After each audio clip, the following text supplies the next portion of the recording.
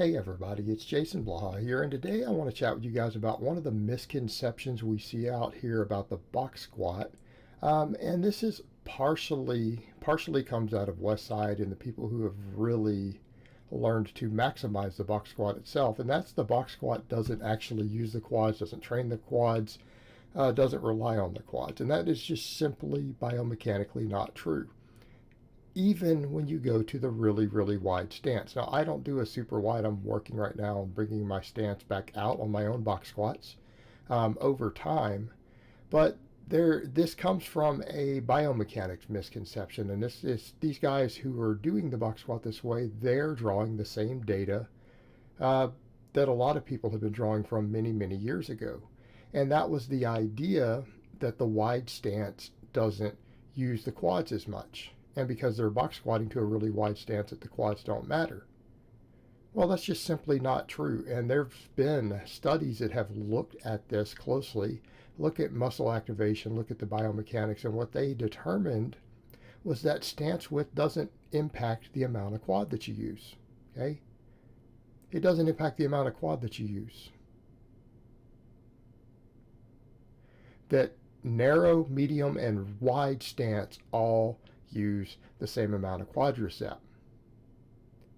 What the box squat does do is it teaches you how to use your hips.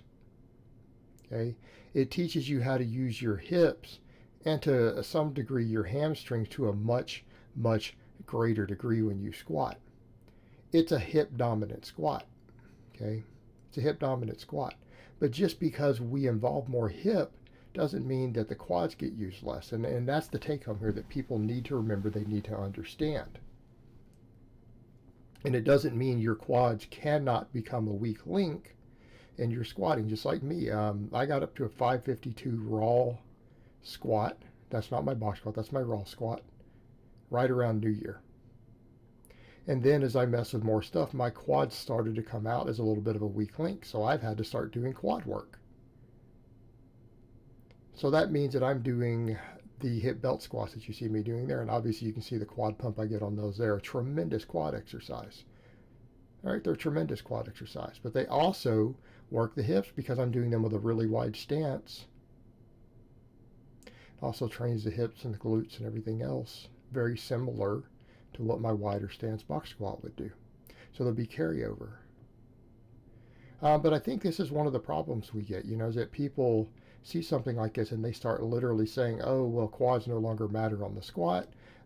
They don't carry over, or that the box squat itself would not build your quads. And that's just simply not true. Because again, you guys saw me get my box squat up to, I believe, 522 off my basically parallel box. That translated into a 552 squat without doing much quad work. Now, for me, of course, in order to get to a 600-pound squat, I'm having to do a lot more quad work, and I'm going back and working a lower box. Okay, working on a lower box. Now, we know that depth will work quads more, so my quads can start to become a little bit of a limiting factor when we go to the deeper box. But again, there's this idea that the box squat won't build your quads at all either, and that's also simply not true. That's why this is important to discuss, because you get guys who do the box squat, and I have almost all of my clients, for example, do box squats. All right, we box squat. We live on box squats at Team Blaha. Most of my clients do more box squatting than I do, because I use less of it or more of it depending on where I'm at in my training. I'm in a phase now to where we're doing a lot of box squats again, because I feel like I need them. Right, I've lost some of the benefits of performing large numbers of box squats, so I've brought it back in. But people will do the box squat and then they'll think, well, it doesn't really work the quads, so my quads aren't getting enough work, they're not going to grow. And I can tell you, if you're an intermediate lifter and you put 30 pounds, 40 pounds on your work sets on the box squat, your sumo deadlift goes up by 50 pounds, also wide stance. I can promise you your quads are going to grow from that. And they're going to grow in a way that carries over. And you very well may not need any extra quad specialization, right? May not need any. Just your supplemental work alone added to the box squat may be enough to keep your quads growing. Now, it may not maximize them, but it's going to keep them growing. It's going to keep them growing. And I would say the reason a lot of the guys, like at Westside, for example, who rely on the box squat, a lot of times they'll say, "Well, I don't do anything for my quads, and I have this massive squat." But you probably do have pretty big quads. I mean, if you squat 700 pounds, you've got quads. You got quads. You just don't have the part of the quad that isn't used on a squat, and that's a whole nother topic, isn't it? There is one of the heads of the quad that is not actually activated on squats. So we don't really care about that head. We care about the other three. But then you'll look at those guys and what else are they doing? They're doing jumps, weighted jumps. You don't think weighted jumps develop quads? My God. They'll do sled drags, sled pulls. All right. If you're doing sled pulls for GPP work, that is an enormous quad hypertrophy exercise. So you're not going to come in and tell me that you box squat 700 pounds and you pull a sled for 25 minutes every week. And then you do a session of box jumps, plyometrics, and tell me that your quads aren't growing, that your quads aren't hypertrophy. You've got quads at that point. They just may not look exactly like a bodybuilder's quads. You're going to have quads. Be realistic here. And I would say to a lot of the guys, you may not need any quad specialization. I get that a lot. I get a lot of guys here, they're working on their box squat and they feel like their quads are a limiting factor, and they really aren't. It's oftentimes guys who need more hip, right? They need more glute. And they think that they need quads, but they really don't. But the truth is, if you get to a point to where you need extra quads, your solution to that is not to add in more squats.